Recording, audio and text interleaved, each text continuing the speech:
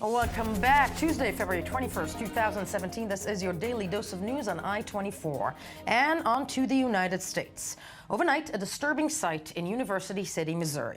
Authorities there are investigating the apparent vandalism of more than 100 headstones that were reportedly damaged or toppled in a historic Jewish cemetery.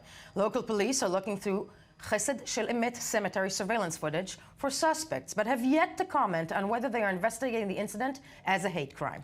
The Chesed Shel Emet cemetery in Missouri was established in the St. Louis suburb of University City in 1893. It is a well-known and sacred memorial ground among the local Jewish population and other members of the community. And the report of this vandalism at the 123-year-old cemetery comes sadly also at the same time that some 11 Jewish community centers received bomb threats across the United States. All bomb threats, luckily, were determined to be hoaxes, but more on that and all this ongoing what seems to be and appears to be a sad rise in anti-Semitism incidents in the United States. Let's take a look in the following ABC News report. Break it down right after. Some are calling it telephone terrorism, and it's hitting Jewish centers all across the country. Today, it hit Houston.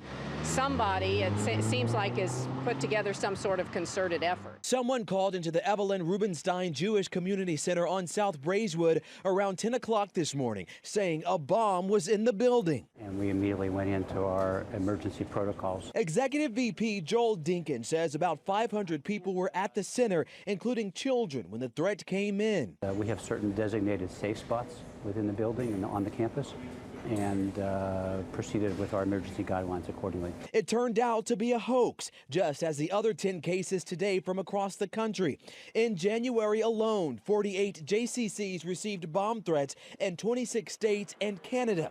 Now the FBI is investigating the threats. White House officials saying, quote, hatred and hate-motivated violence of any kind have no place in a country founded on the promise of individuals' freedom. The president has made it abundantly clear that these actions are unacceptable, end quote. Now, according to the Anti-Defamation League here in Houston, there's been 30 hate investigations, some anti-Semitic, since November. Normally, they get that amount in just 1 year. ADL officials now warning JCCs in the area to continue to be extra vigilant. It needs to be taken seriously. I don't know that it is a threat that people need to be panicked about, but certainly people need to listen to it and need to be prepared in case anything else happens. I'm Chauncey Glover, 13 Eyewitness News. Joining me in studio, I-24 News Senior International Affairs Correspondent Owen Alterman. Owen, good morning to you. But let's go straight to the States, where we're joined via Skype by Ellie Jacobs, Public Affairs and Strategic Communications Analyst at the Truman Institute. Mr. Jacobs, I want to thank you for joining us this morning. Firstly, I'm assuming there was no reaction from the White House or any administration about this vandalism, was there? There was just this statement that your correspondent just read, which ended with saying that the president has made it abundantly clear that these actions are unacceptable. I don't think he actually has ever done that. Mr. Jacobs, I want to ask you the following in that respect. Would you say that this uptick in, well, let's see, the anti-Semitic incidents across the United States, in Missouri, something like this, like what we saw, the footage that we saw, and, you know, it's important to state the police is still investigating this, but is this something that you would call a usual incident in the United States? Absolutely not. And I think that the real questions that need to be asked are, first, why does the alt-right, white supremacist, anti-Semitic groups suddenly feel emboldened to be able to do this, that would make this such an unusual event? And second, more importantly, for this conversation, why has Trump not been more forcefully denouncing these actions over the course of his campaign and now his presidency? Jewish organizations, Jewish communities in the United States, do you see them, I don't want to say rising up, but demanding something else over the course of the next few weeks, days? Well, I mean, interestingly, there's this bizarre split going on right now. There are some organizations last week who were more concerned about the questioning of President Trump's nominee to be ambassador to Israel than they were with President Trump's responses to 2 days of questioning about anti-Semitic acts.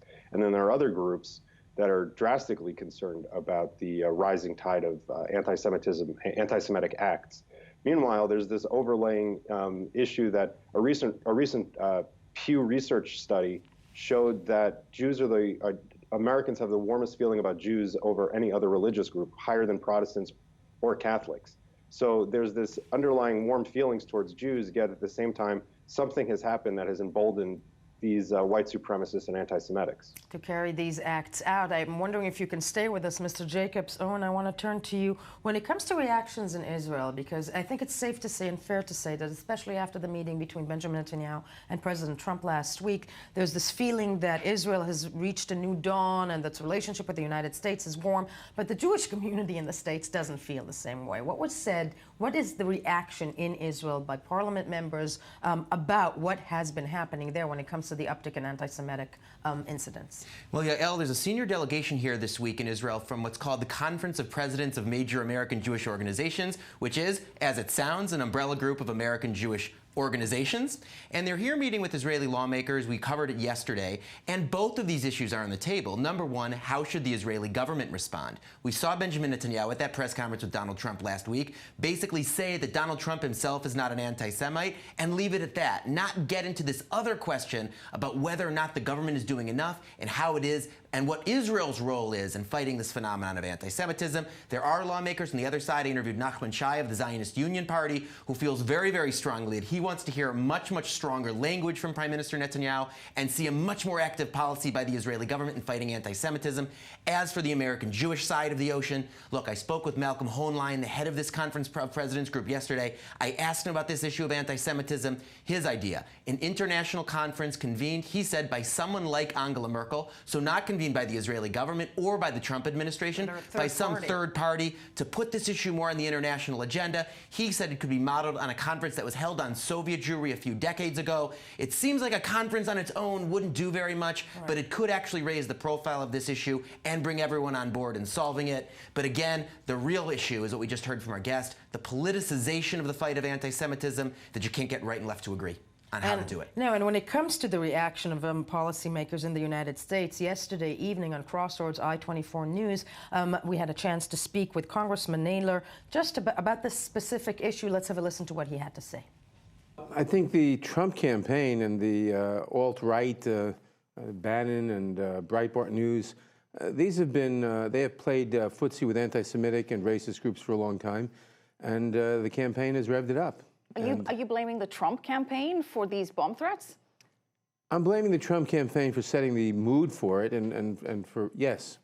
They've been doing that for a long time, and the president's refusal to condemn the anti-Semitism, I think, has played a role too. But then how do you explain the threats that are being made to Republicans, Republican institutions as well? I mean, there's been a general rise of threats of violence. And yes, I don't think it's directed at Democrats. I think it is just that these anti-Semitic groups or groups that have an affinity for that have been not liberated is the wrong word, but have been revved up by some of the things that have been said in the campaign and by some of the groups that have been active in the campaign.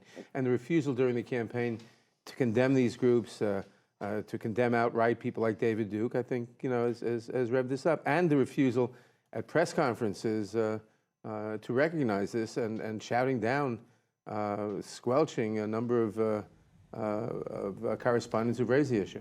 Ellie Jacobs in New York at the Truman Institute still with us, wondering with you, Mr. Jacobs, if the Trump administration or the Trump movement, shall we say, would lose the main base of its constituency, do you think, if it were to come out vehemently and in a strong way against these incidents?